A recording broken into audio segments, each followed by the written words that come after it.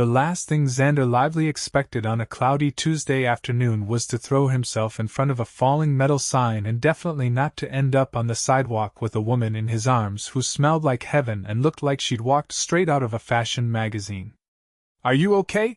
he asked, heart pounding as he hovered over her, his arms still braced on either side of her shoulders. She blinked up at him, stunned. Her chest rose and fell quickly under her sleek cream coat. I think so." The metal sign, rusted and heavy, lay inches from her head, cracked on the pavement. If he hadn't yanked her out of the way in time, he pulled back and stood, brushing gravel and dust off his hoodie. "That thing nearly crushed you." The woman sat up slowly, her dark hair falling in waves over one shoulder. She looked dazed but unhurt. "I didn't even see it," she said, her voice soft but steady. You saved me." Xander offered his hand. "I just reacted. No big deal." She took it. Her fingers were cold, delicate, but her grip was sure. "It is a big deal." A squeal broke the moment. "Daddy!" A tiny blur ran across the sidewalk and launched herself at Xander's legs. Xander bent down and scooped up the little girl with practiced ease. "This is my daughter, Mila," he said, pressing a kiss to the girl's cheek. "Say hi." Mila, around 5, with curly brown hair and wide hazel eyes, peeked at the woman shyly. "Hi." The woman smiled. "Hi, Mila. I'm Delilah." Her voice lingered in Xander's ears longer than it should have. "Nice to meet you, Delilah." She stood, brushing off her coat. Her heels clicked against the pavement. "You're bleeding." Xander glanced at his forearm. A scrape, probably from hitting the sidewalk. "It's fine. Just a scratch. Comes with the job of human shield, I guess." Delilah's brows pinched. "Let me take you to a clinic." "No need. I've got some bandages at home. I've had worse." She hesitated, then reached into her coat pocket and handed him a business card. "At least let me buy you a coffee sometime. Or dinner. Something." Xander looked at it. No title. Just her name and a phone number. "You don't have to, I want to," she said quickly. Then softer. "Please." He nodded slowly. "All right." Delilah smiled again, relieved. It lit up her whole face. Xander didn't call her for 3 days. Not because he didn't want to. Because he didn't know how to. She was clearly someone with money. Her coat alone looked like it cost more than his monthly rent, and her watch? Yeah, he'd seen enough knockoffs in his life to know the real thing when he saw it. And he was just a guy who worked nights at a mechanic's shop and days driving for deliveries, trying to raise his daughter by himself after Mila's mom took off 2 years ago. But then Mila asked, "Why don't you call the pretty lady?" And he couldn't think of a good reason not to. So he did. Delilah met him at a coffee shop on the Upper East Side, and it was a little too fancy for his taste. Marble counters. Baristas who looked like they'd model in Milan on weekends. But she smiled so warmly when she saw him that he forgot all of that. "I didn't think you'd call," she said, sipping her espresso. Xander shrugged. "Took me a minute to figure out if you were serious." "I was." He looked at her. Really looked. She wore a deep blue blouse tucked into tailored pants. Her lipstick was bold, her heels sharp, her presence powerful. "You don't seem like someone who gets saved by guys like me." "Why not?" she asked.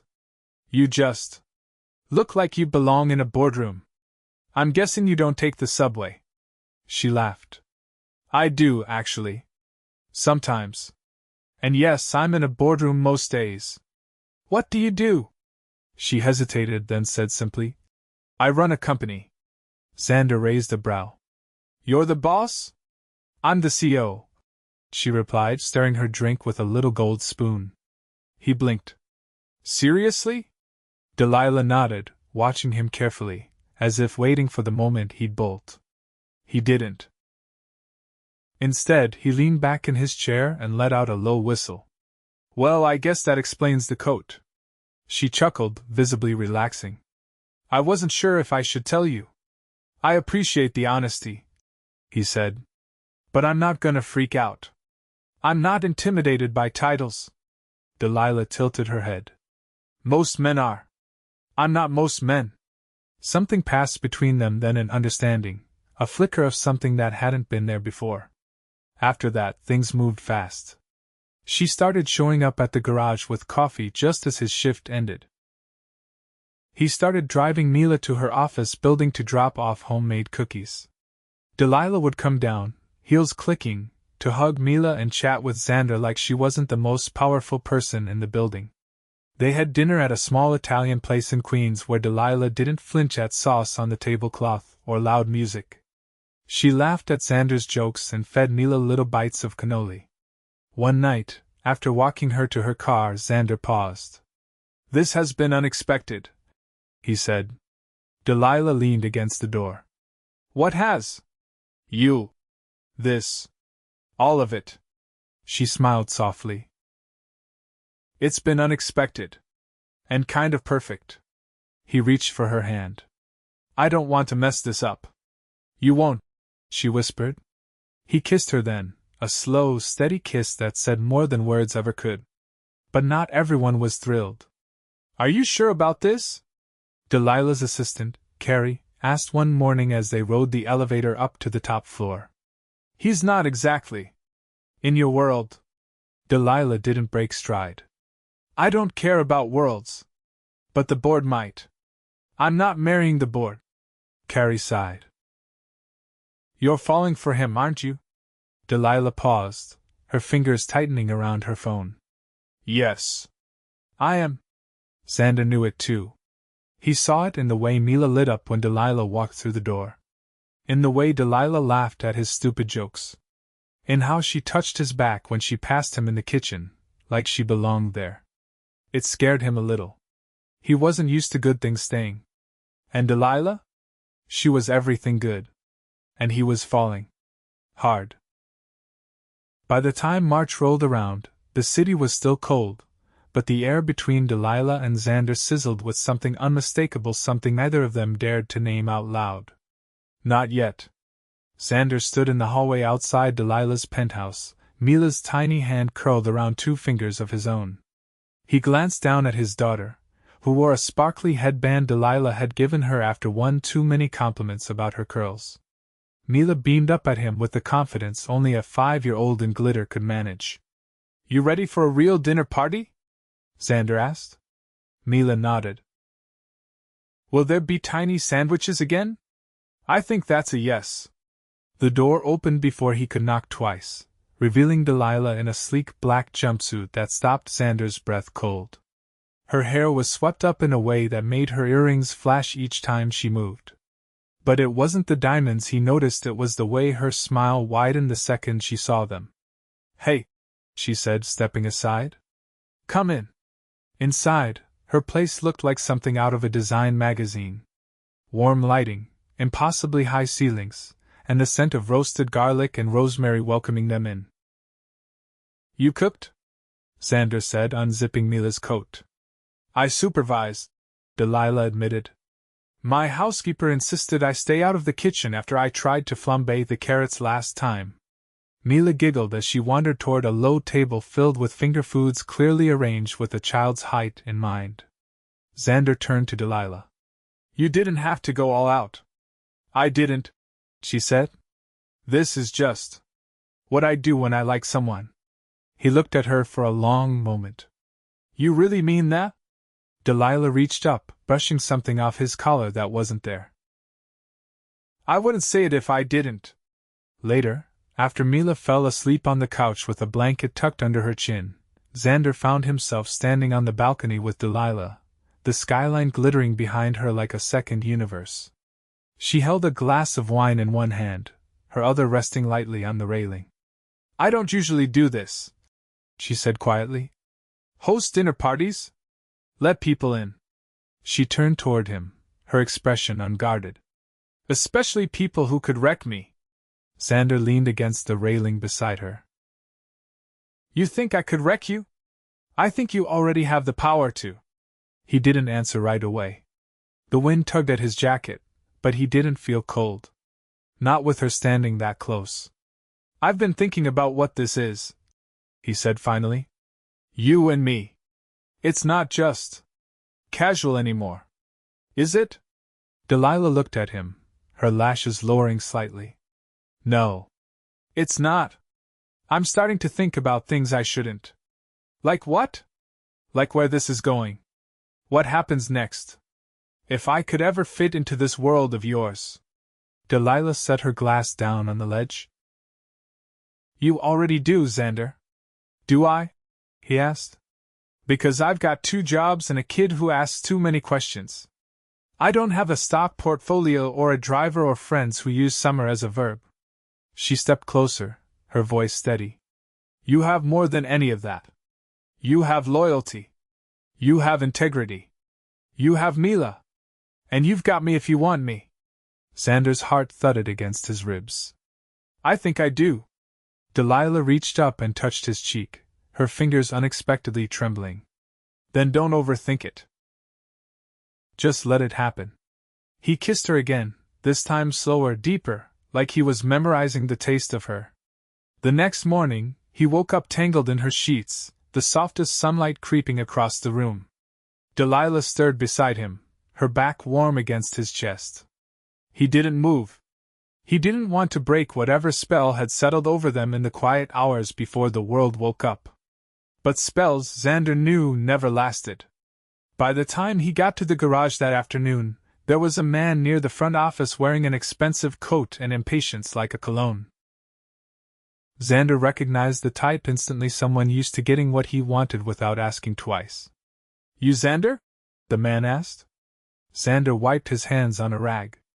"Depends who's asking. I'm Miles. I work with Delilah." Xander's muscles tensed. "Is she okay?" "She's fine," Miles said. "But you're not." Xander narrowed his eyes. "Come again?" "I'm here to give you a friendly warning. People like Delilah have a reputation to protect. They don't need complications. And you? You're a complication." Xander stepped forward, the rag in his hand dropping to the floor. "You think I don't know that? Then do the right thing and walk away before it gets messy." Xander didn't respond.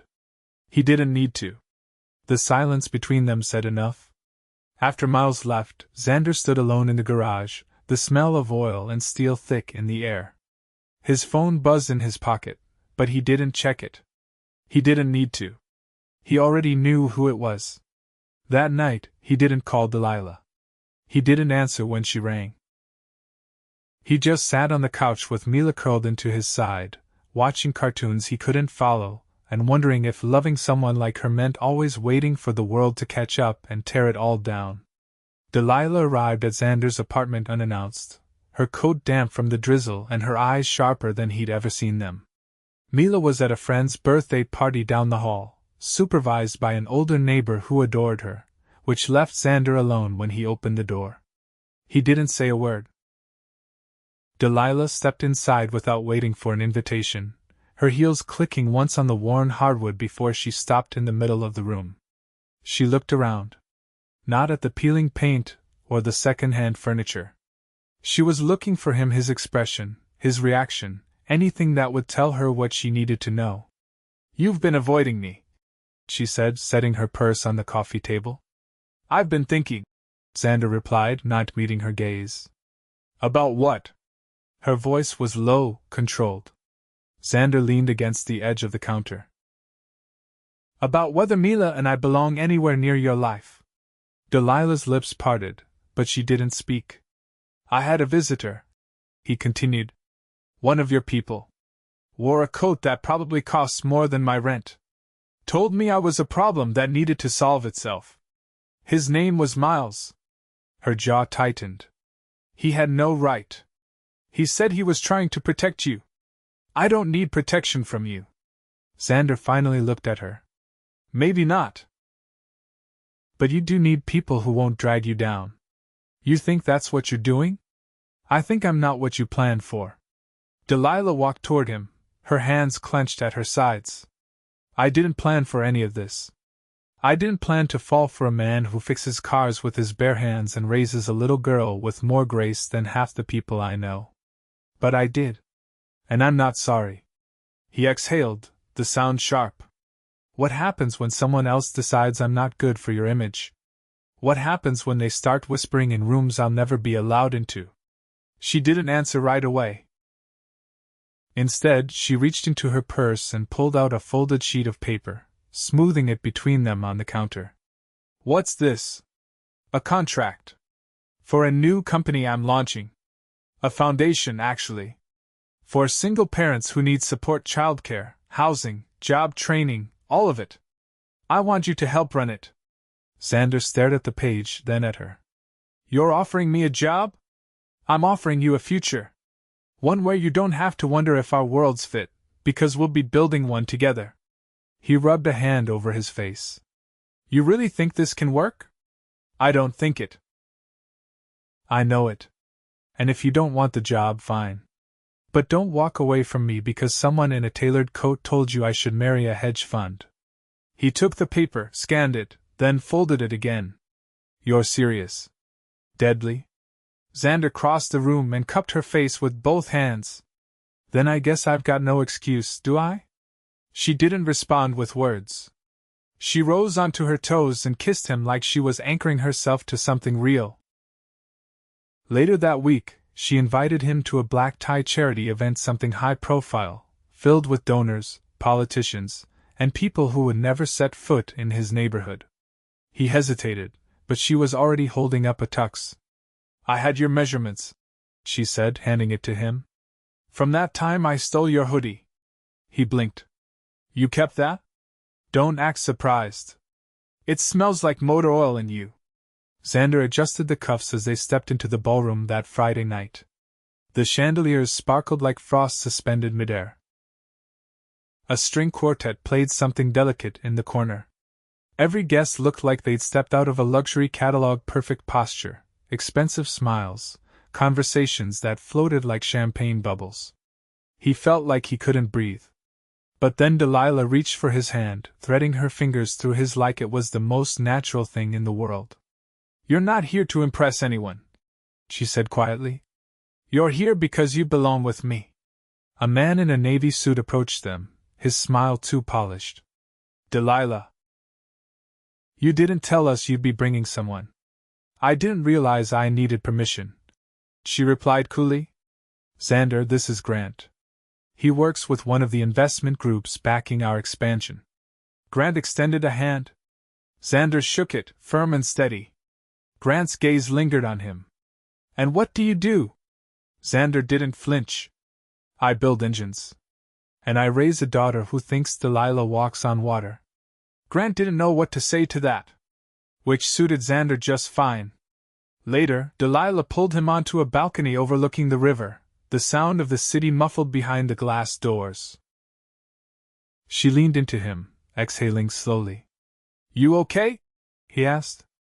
She nodded. It's harder than I thought. Keeping everything separate. You don't have to. She looked at him, her eyes searching. Even if it gets messy? Especially then. They didn't notice the man taking a photo from inside the ballroom, his camera angled just right to catch them mid-embrace, Delilah's hand against Xander's chest. They didn't know the photo would be on a gossip site by morning, with a headline that asked, CEO caught cuddling with mystery mechanic, power move or PR nightmare? But even if they had, they wouldn't have pulled apart. Because for the first time, either of them was afraid of being seen. Delilah's office was silent except for the sound of her heels pacing the floor. The blinds were drawn, the city muffled behind the thick glass, but her phone buzzed relentlessly on the table. She didn't touch it. She already knew what the calls were about. The photo had exploded online. Every outlet from business blogs to celebrity tabloids had picked it up. Most headlines questioned her judgment. Others speculated about Xander's background, grasping at whatever scraps they could twist into scandal. Carrie stood by the door, arms crossed. The board wants a meeting. Today. I expected they would. They're framing it as concern for company optics, but let's be honest, they're panicking. Delilah turned. Let them. You don't want to, I said. She interrupted. Let them. Carrie's brow lifted. You're going to fight this? Delilah walked to her desk and picked up a slim folder. I'm going to end it. When she arrived at the boardroom, every chair was filled. Men in suits, women with crisp blouses and sharper expressions, all of them watching her like she was a headline waiting to happen. She didn't flinch. Let's begin, she said, placing the folder on the table. One of the older board members leaned forward. Delilah, we've always admired your leadership. But this situation, you mean the man I'm seeing? She cut in. Say it plainly. You're uncomfortable that he doesn't come from money. It's not about that, it is, she said calmly. And I'm not apologizing. Xander has more character than anyone I've met in this room. He's raising a daughter alone. He's built a life with his hands, without privilege, without shortcuts. If that jeopardizes your vision of leadership, I suggest you reconsider what kind of company this is. Another board member cleared her throat. The press is painting this as reckless. Delilah opened the folder. This is the proposal for the foundation I plan to launch. It's already funded through my private trust. It will operate independently of Lux Holdings, but bear its name. And I will tie my personal reputation to it. The room stilled. If you're worried about image, consider this a message. She continued. We're not just a luxury brand. We're a company led by people who believe in substance over status. One of the men across the table folded his hands. You're serious about this man? Delilah met his gaze. I love him. Silence stretched. Then one of the younger board members, a woman who rarely spoke, smiled. Then that's all that matters. Delilah didn't relax until the meeting ended. As she stepped into the elevator, her phone buzzed again. This time, she answered. Hey. Xander's voice was quiet. You okay? I will be, she said. Where are you? Outside your building. Mila wanted to see you. Delilah's heart lifted as the elevator doors closed. I'm coming down. Outside, the rain was just starting to clear. Xander stood next to his car, Mila cradled on his hip, wearing a raincoat dotted with tiny suns. Delilah crossed the marble lobby in long strides and pushed through the revolving door. The second Mila saw her, she wriggled free and ran forward. I brought you something. Delilah knelt. You did? Mila pulled a wrinkled drawing from her coat pocket. It's us. At the beach. I made it in class. Delilah took the paper carefully. The crayon lines were uneven, but unmistakable, 3 stick figures under a bright orange sun, holding hands. Her throat tightened. I love it, she whispered. Xander stepped closer. She wanted to see you smile. Delilah stood, her eyes never leaving his. I needed that. He reached into his pocket and held out a small, folded piece of paper. I've got something too. Not as colorful. She opened it. Inside was a printed brochure for a plot of land just outside the city, green space, a house with room for 3 bedrooms and a garden. I was going to surprise you, he said. But then I thought maybe you should help me pick the curtains. She looked up from the page, stunned. Are you saying? I'm saying this isn't casual anymore. I want a future. Not just with you. With both of you. Delilah didn't speak. She stepped forward, wrapped her arms around his neck, and kissed him with everything she'd been holding in since the morning started. When she pulled back, her voice was unsteady. You really want to build a house? With you in it? Yeah. I'm terrible with power tools. I've got enough wrenches for both of us. Mila tugged on their joined hands. Can I have a swing in the backyard? Xander grinned. You'll have 2. 2 months later, the foundation opened with a press event. Delilah stood at the podium, flanked by city officials and community leaders, but all she saw was Xander in the front row, wearing a navy suit that made him look like he'd been born in one. Mila sat on his lap, clapping after every speech, her hair braided with tiny white flowers. Reporters asked about the photo. About the scandal. About the board's reaction. Delilah smiled.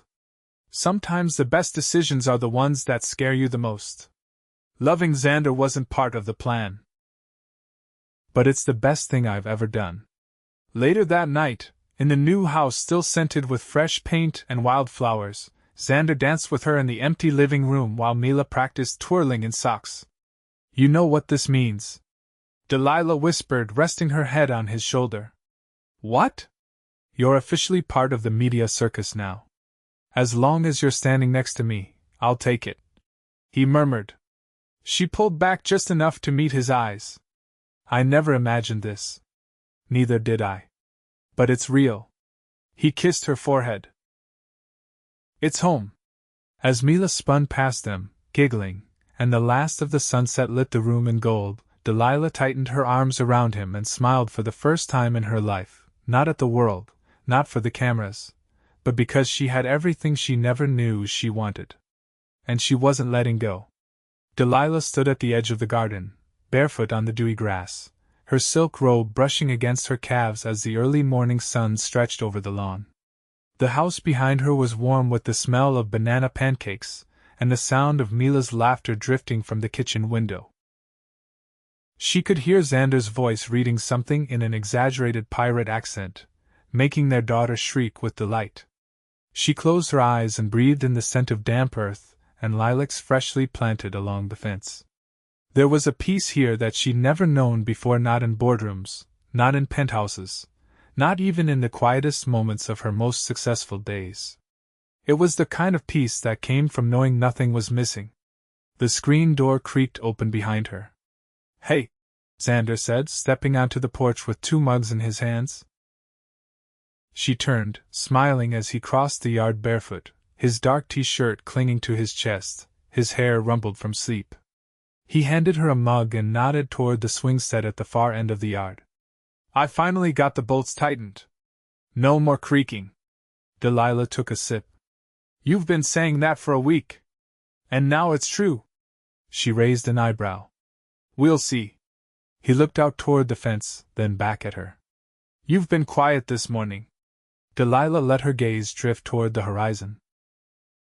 Just thinking. About? How someone like me ended up waking up to pancakes and pirate voices in a house with a tire swing. Xander watched her for a long moment, then sat down in the grass and tugged her gently beside him. You built companies. You carried the weight of an empire on your back. But you never gave yourself a place to land. Maybe this is it.